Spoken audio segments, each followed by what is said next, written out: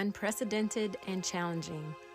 These are probably two words that we have heard more in the past 2 months than we have in our entire lives. Welcome to this bonus episode of Stitched for Success. Thank you so much for listening and joining me today. I call this segment From My Journal because this is something that I would actually write in my journal. I have kept a journal for a number of years, and not only do I talk about personal stuff in my journal, but I spend a lot of time talking about our business goals and my business aspirations and things that we're dealing with in our business. And so I felt that rather than writing this in my journal, I would just share it with you instead. It was exactly 2 months ago that we closed our retail stores due to warnings regarding the coronavirus. Our kids would remain at home and schools would provide online work for 2 weeks, which would later turn into 2 months. In our business, we moved into survival mode because we wanted to make sure our business would be around after this is over. I spent the first week calling our creditors and vendors and checking the Small Business Administration's website to find out any information I could about federal help. Initially, the only thing available to Georgia was disaster aid from a hurricane that greatly impacted South Georgia a couple of years ago. But eventually, COVID was listed, and the stream of paperwork and completing the application began. I would follow up with an email a couple of days later, and then I would check back in online at the SBA in regards to our application process.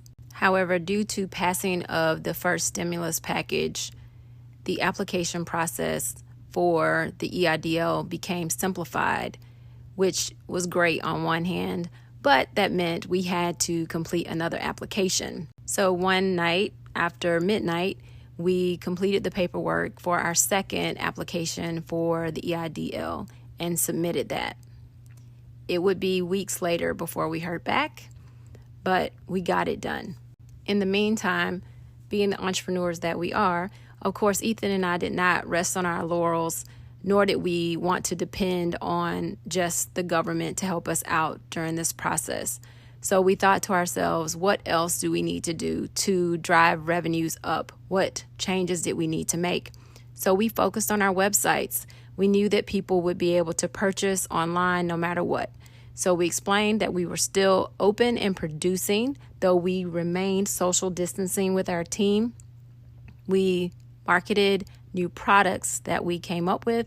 We also made our online site better for our retail locations so people could shop online and not necessarily have to walk into our brick and mortar location. I know that during this time, there has been some who are not proponents of businesses borrowing money from the SBA or applying and accepting the PPP assistance because they believe you should not put your business in more debt.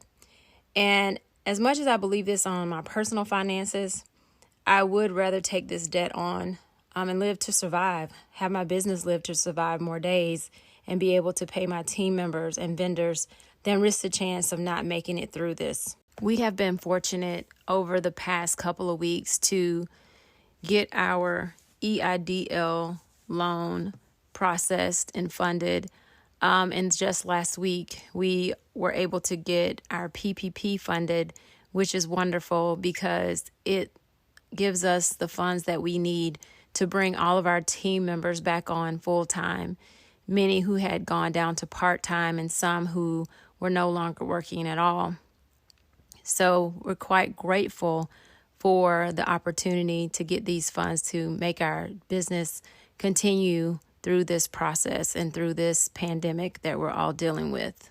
Completing the application for the economic injury and disaster loan and the PPP took me back to many times in our business where we had to complete applications to accomplish business goals or move our business to another level. I must say, though, that the paperwork and administrative duties are my least favorite part of being in business. And whenever I start on another one of these quests, I feel a bit overwhelmed in the beginning. Just from all the questions, looking up all the answers in our financials to make sure everything is as accurate as possible can truly be daunting. But it always leads to us accomplishing the mission we set out to accomplish. I say this to say Don't be discouraged by the tediousness of the paperwork. Yes, you will have to complete applications to establish your business or to get your sales tax exemption, or to even get a type of certification that you may need for your business. We have completed paperwork for business licenses, loan applications for equipment and commercial real estate, equipment lease applications, and even the legal application to establish the business correctly as a limited liability company or LLC. We often have to complete licensing applications for various organizations so we're able to use their trademark designs. Whatever type of application you're having to complete and the paperwork you have to pull together to go along with it, I just want you to remain encouraged. Do not get discouraged.